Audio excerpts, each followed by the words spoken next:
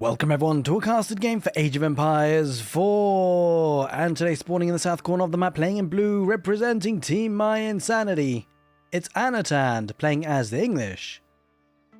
And his adversary today, his enemy, battling out against him in the north in red, it's 3DB. Playing as the... she completely ruined my intro. It is what it is. He's playing as the Abbasid dynasty. Welcome, everyone, to Dry Arabia. Good morning, good afternoon, good evening, as always. I've got a bone to pick. That lady, did she have to moan that loud? Jeez Louise. Either way, hope you guys are doing well, and we're going to be in for some great Age of Empires 4 action. Look at this! Going on to the deer camp nice and early, Anotand as the English. I love this play, by the way. This is lovely to see, because the English get away with this for completely free. There's just no way to deny this, really, unless the Abbasid dynasty go for the military wing, which is not all that common anymore. And even then, going for the military wing, that comes in at 5 minutes maybe? 4.5 minutes? Yeah, about 4.5 minutes, that kind of time frame, and then they have to get across the map. So this is great for the English for sure. It gets them a lot of free food. Very nice and quickly, and it's also going to get survival techniques, which is great. Gets the hunted meat gathering rate increased by 15%. So you actually get the lion's share of this free food off the map, and then it allows you to get your scout out and about to get as many sheep as possible as well. There are other ways to do this, actually, as it happens. Some people place early farms to allow the scout to get, maximum scouting timing. Now, going against the Abbasid dynasty, really interesting matchup this, because we've seen a lot of two-town centre play from the Abbasids, soak a bit of pressure, then fight back with archers versus the longbows.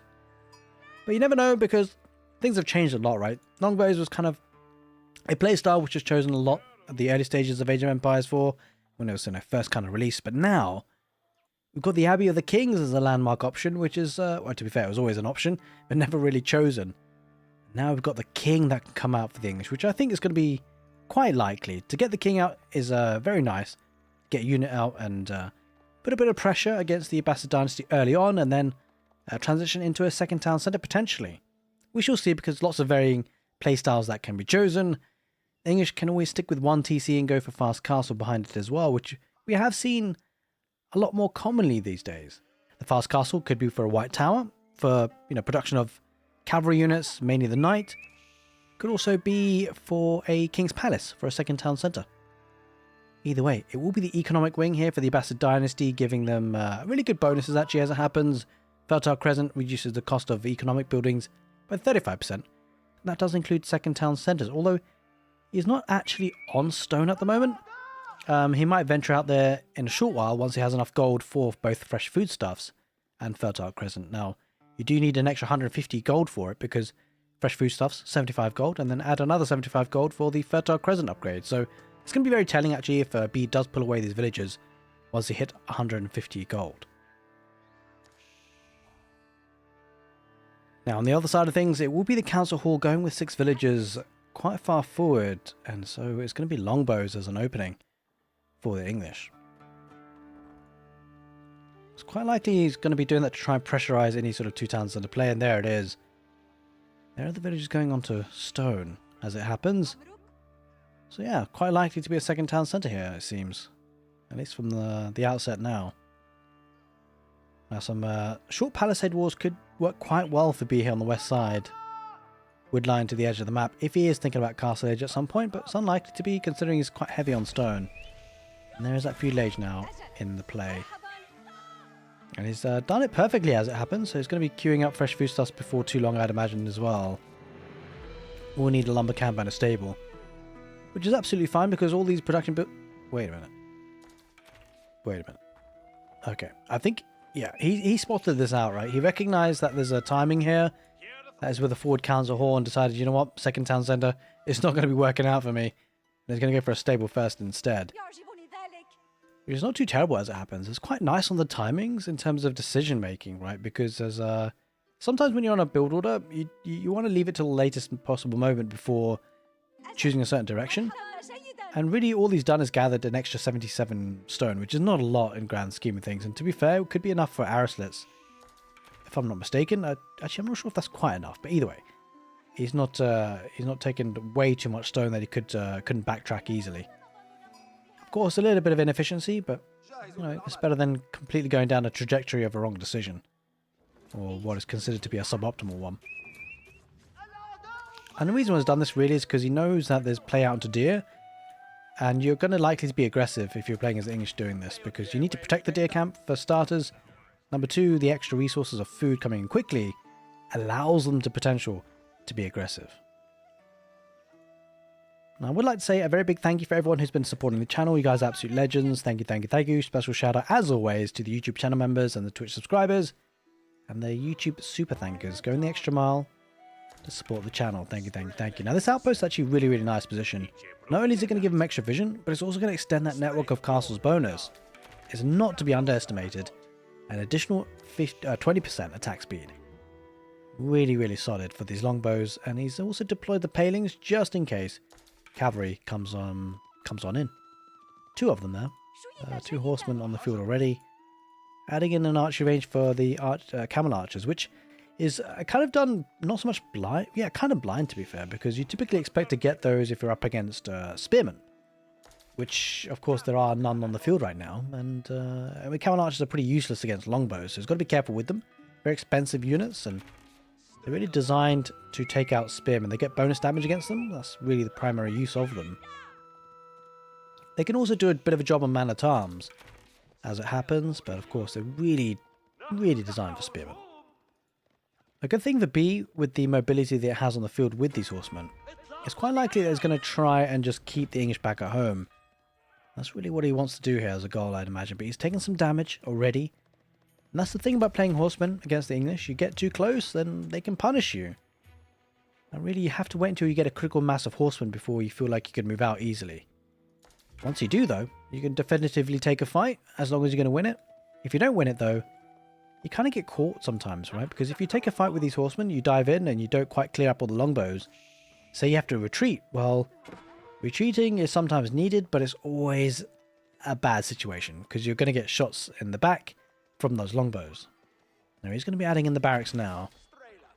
Do we see that first camel archer? Yeah, there's two of them in fact, as it happens. Now these camel archers, as we said earlier, get a bonus damage against light melee infantry, which of course includes the spearmen. And incidentally, light gunpowder infantry too, which doesn't really exist at this stage of the game at least. But might do so later on.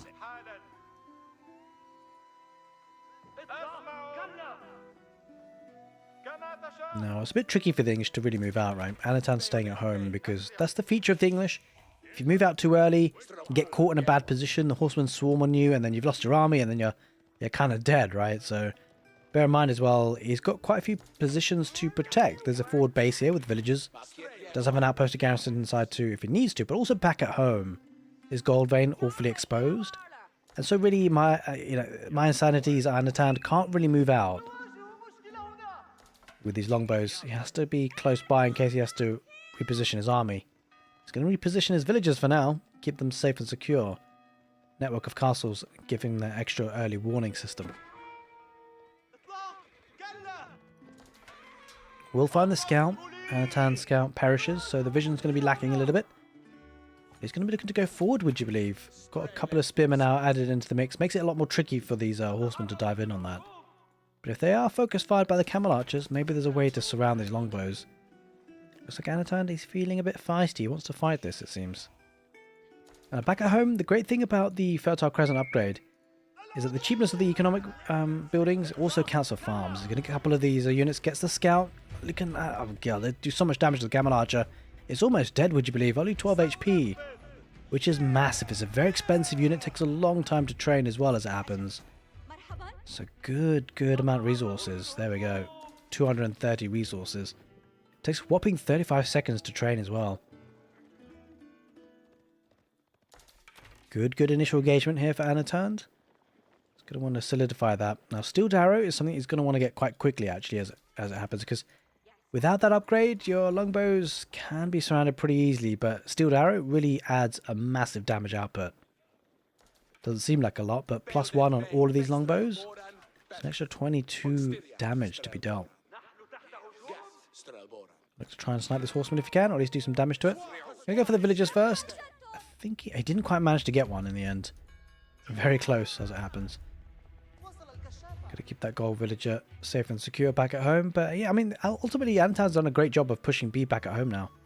Despite having all the mobility, he feels threatened. Wheelbarrow coming on in, Steel Arrow coming in for the Abbasids as we speak. Same can be said for the English. You've got to be careful not to get caught out right in the middle of the map. Because he kind of is in the middle of the map, those horsemen. They are waiting to pounce. I love the addition of the longbowman. He lost his scout, right? So he's got a scout with something. Just keeping an eye where these horsemen are based. And he's heading back to base. Interesting that he's going to go for early man-at-arms. Going to add a bit of tankiness to the army composition. Not a bad shout, actually, as it happens. Needs a bit of a front line, a strong front line against the horsemen. And of course, he's concerned about the camel archers. Of course, the man-at-arms will tank a lot more against those. So he's worried about spearmen being sniped, of course. He starts to maybe move out again. We shall see. A group of horsemen split off from the main army here for B. And on the west side as well. And B's incredibly good at doing this. Just keeping a pincer action, maybe. He's trying to get us around. Anotand knows that B's up to no good. Here comes a farming transition, which is obviously relatively cheap for the English. 37. Oh, good. This is going to be a good couple of shots. Takes off 3 horsemen for free. There we go. We talked about it earlier. Unless you're absolutely definite about taking a fight, you can't afford to get too close. Yeah, otherwise you're made to pay the price, and that's exactly what happened then. Might happen again as well. Trying to go to the villagers, but he needs to back away, horseman. Again, another good shot. We'll lose 1 man-at-arms, most likely. Does go down. Just about, though. And gets a couple more arrows for the benefit of taking that man-at-arm down. Yeah, looks like Anotand, he feels like he's got a critical mass of units now. He feels confident about moving on. B, though, trying to keep him honest, trying to get us around on the flanks. Anotand doesn't seem to be too worried about it. He's going to move on forward. Try and do some damage. Farming transition well underway for the Abbasids. There is a bit of army back at home. All the villagers there. We'll lose just the 1 for now. Speaking of which, maybe a villager goes down here at the back. No, he's actually focusing on the longbows as it happens. He'll get some value here. Horseman diving a bit too deep though. We'll lose a camel archer to the villagers. The short bow is working well for him. Now he's heading back again, Anotand. He's not too keen staying out. Although he's kind of caught in no man's land. I mean, if B found this, it could have been devastating. But he lost his army, really. The majority of it. Or a big chunk of it, at least. As we see another group. Another 2 groups as it happens.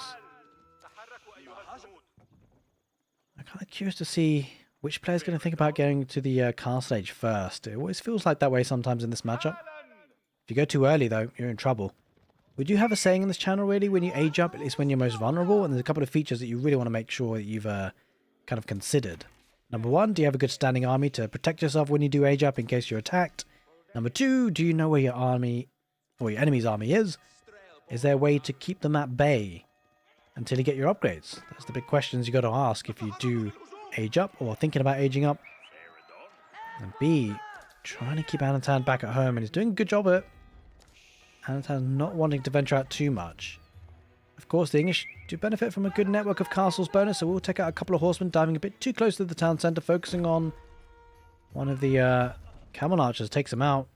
Pretty expensive dives as it happens. Like, it doesn't seem like a lot, but losing a unit here and there. In fact, well, he's lost about, what, 4 horsemen maybe? And even a camel archer for free. It does add up. Even more farms coming out here for Anotand now as we speak. Once he gets 3 patches of farms, he's going to be looking in good shape to go to the castle age.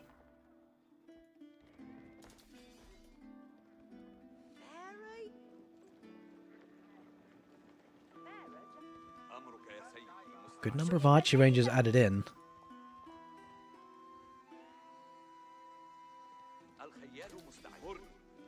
Now the good thing for the Abbasids, I mean, you could just see how much he's affording, right? Look at the army value, and it's really down to the fact that his villagers cost significantly less. That food is spent elsewhere, and it's spent on the horsemen. 2 scouts on the field, just keeping an eye on things for B. Making sure the English aren't pushing out cheekily. Using the man-at-arms as a bit of a scout. Yeah, Anotand himself. Both players just keep pumping out units, but when will they go to the castle age? When will they feel comfortable to do so? That's the big question. And both players do have a sizable army. Whether it's a sizable enough for the Abbasids to dive in, and I'm not too sure just yet, at least not with this group, because it's not all fully together. And the English army's back at home. I think Anotand's thinking about it, right? He doesn't want to venture out too much. He will lose the outpost, which is actually a big deal, because now he doesn't have the network of castles bonus. Horsemen a bit too close for comfort. There we go. They're retreating though. Look at that. He's going to lose a couple. Yep, he's going to be losing a couple for sure. Tries to snipe a spearman. Doesn't quite manage it. Groups up together now. B. Doesn't seem like he wants to engage just yet. And you know what? The English are really close to that castle age. Question is, does it go with the White Tower? Does it go for the King's Palace? I mean, I feel like he could get away with the King's Palace. Because he's got a large standing army, right? Like, it's a decent amount. But that is a lot of horsemen. That is a lot of horsemen. Could be dangerous to face up against. 35 horsemen in total. And it will be the King's Palace. This could be a bit touch and go. I mean, it's about the timing, right? If B decides to go now, this could be problematic. He's got a good standing army. And I mean, I think he should manage it. He's got enough villagers on hand to build it, to be fair. He's already half got it up, so should be okay. But B is going to dive in soon, it seems. Try and get as much damage as he possibly can. Will it be a good dive or not? The King's Palace as well. Going to scale that economy nicely for the English when he does get there. All villagers, some of them backed away. He's taking the engagement. Horsemen dive in. Not too much of a front line. Mostly man-at-arms spearmen, but good number of camel archers focusing on that front line. And the spearmen numbers starting to dwindle. This is not looking too good for the English. But the King's Palace will go up in the end. Question is, will he lose any villagers doing so? I don't think he will. And now the horsemen getting a good wraparound on some of those longbows, but it's a bit of a choke point. He'll clear up the front line, but he's going to back away, right? There's just way too many longbows in that choke point. Can't get a clean contact on them. He doesn't really want to fight underneath the King's Palace, really. So he backs away for now.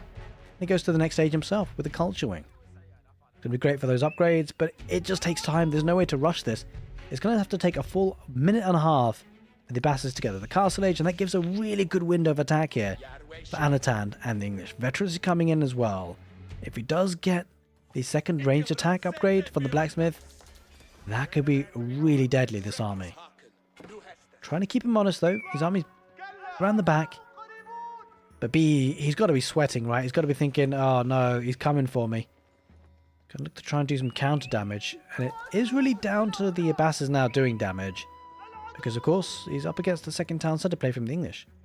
Now one thing to consider, and this is one of the reasons why I think longbowmen are especially broken at this moment. And the most recent patch, oh, there's a bit of a dive here actually as it happens. Gonna keep the villagers away from gold, which is nice. We'll deny some upgrades because of it. Lack of man-at-arms as well because of that. He's gonna ride on out, can't stay there for too long. But yeah, as we were saying, I feel like the longbows are particularly broken now. And the reason why is that in usual circumstances, the Abbasids will be getting mangonels. No doubt about it. And the mangonels will push us back. 2 mangonels, maybe even 1 would be enough. The trouble is, on the public update preview for Season 9, which is what this is played on, well, mangonels just don't do much anymore. The radius of attack or damage for each boulder is significantly reduced, and they no longer follow their targets, which means, say the longbow's here, the mangonel attacks there, the rocks will hit there, even if the longbow's moved. And so there's a good potential for longbows or your enemy to dodge your mangonel shots, and it's a really big impact. Speaking of impact, Anotand looking to make that impact now. He knows his enemy is up to the castle age. He smells blood. He's going for it now, and the horsemen are picking off some reinforcements, which is a good play by B. Try to reduce the incoming units. He's going to lose a couple longbows to the town centre fire. Nothing too drastically. He will escape with the units, most of them at least. But now with the man-at-arms upgrade in, this is going to be looking a little bit dicey for the Abbasids. He does have a couple of archer ranges, so could potentially get a couple of crossbows, a man-at-arms or 2. Oh, good value. Killed a villager on gold. But Anotand with a significant villager lead, and as the time keeps ticking, the Abbasids are falling behind. He's low on unit numbers. He just lost too many units at times, right, to these longbows. And B is actually suffering as it happens. Now, of course, without the crazy mangonels that they once had, or anyone once had, he's going to have to focus on purely units and purely horsemen, really, to deal with the longbows. Camel archers for the man-at-arms. To be fair, full Lancers could work quite well, but it's an army he's going to have to build up. Anotand, though, playing it patiently, going back home for now, doesn't want to get caught in no man's land. Understandably so. He knows he's ahead, right? Anotand just has to be patient here. He knows he's got a second town centre. He's going to have a villager lead. So he should feel comfortable just hanging back with his army, making sure he doesn't lose any big fights. As long as that stays the same, stays that way, he should be in a good spot to continue massing up this army. Anotand's dragging in a couple of horsemen, but you can see how much damage output's doing, right? These longbows peppering arrows at all sorts of the units. Horsemen, though, about to dive on in. This is a fight that actually B has to win, and he might just, because a lot of the man-at-arms, the front line, aren't actually with the longbows, which is definitely a problem. The camel archers are focusing on the man-at-arms, the front line that is there, and to be fair, they have grouped up together now. And a lot of these longbows should be safe, but he's focused firing on those camel archers with the longbows, which is exactly what he needs to do. He's doing so much damage, not enough to one-shot just yet, but he's picking them apart. And the man-at-arms numbers are looking really good. Anotand in full control. B, he's losing the vast majority of his armies behind an economy, behind a military. And this is where the English now shine. The nerf to the mangonels has inadvertently buffed the English, would you believe? It's buffed the infantry play. There was once upon a time when, Abbasid could build mangonels on the ground. They still can. But now there's less of a reason to. Might always put a bit of a, geez, words today. It would usually put a bit of a spanner in the works for the English. They couldn't just run in with infantry, which they now actually kind of can. There's no way to delay a push for the English these days. Make mangonels great again, I hear people say.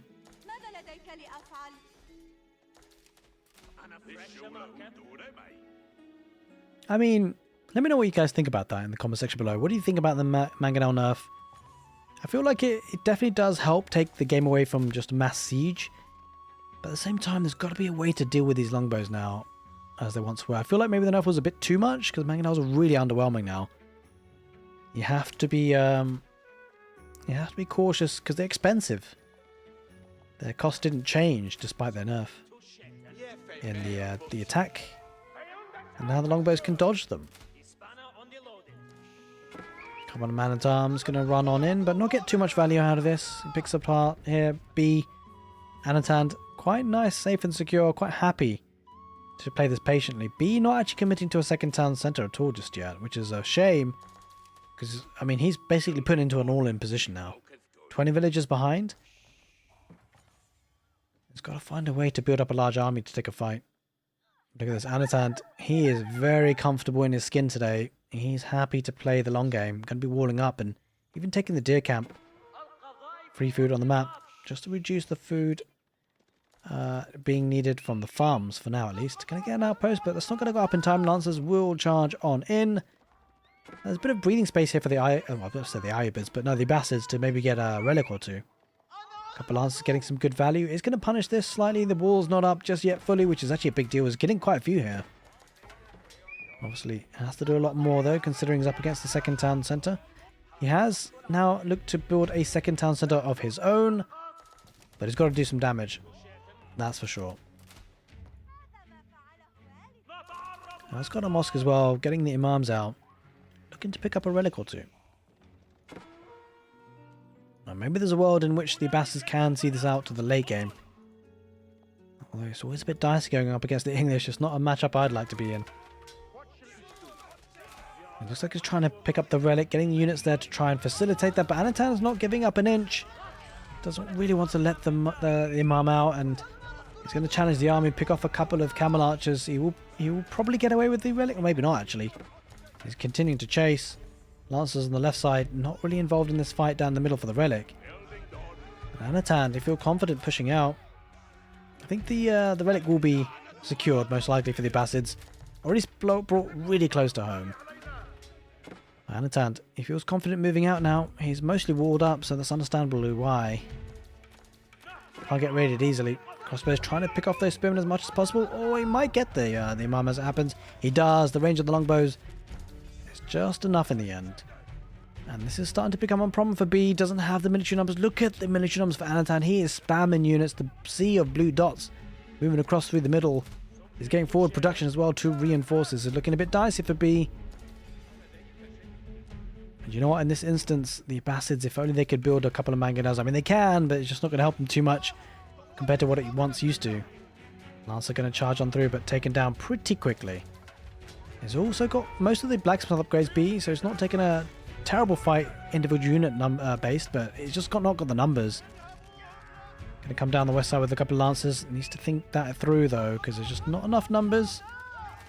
Heading back home. He has to delay things as much as possible. A couple of mangonels would have delayed things, but again, talked about it a couple of times already. It's just really not so much a viable option anymore. And there's the mass infantry going to dive on in. Spearmen chasing and trading on the west side. Down in the middle as well. Crossbow numbers starting to dwindle. He's got crossbows of his own here, Anotand. He's going to rip through the highly armored units. This is a mismatch of army, that's for sure. 69 military to 33, and yeah, he's losing. He's winning the fight on the west side, but this army's got to get across the map to the base on this right side, because he's starting to dwindle in numbers. Anotand, he's got a really good foothold. Good number of villagers are idled. His economy is already stronger, and the blue dots continue to trickle on in. He can keep him idled here for a very long time. B is going to be struggling to get on out. All these farms are idled. Hardly any food coming in because of it. And this is looking terrible for B. There it is, ladies and gentlemen. GG gets called. He taps out. The English, without the oppressive mangonels, what they used to be, the English can just waltz on in with the longbows. It's a crazy situation, crazy times in Age of Empires 4. Either way, hope you guys enjoyed it. Take care, and see you next time.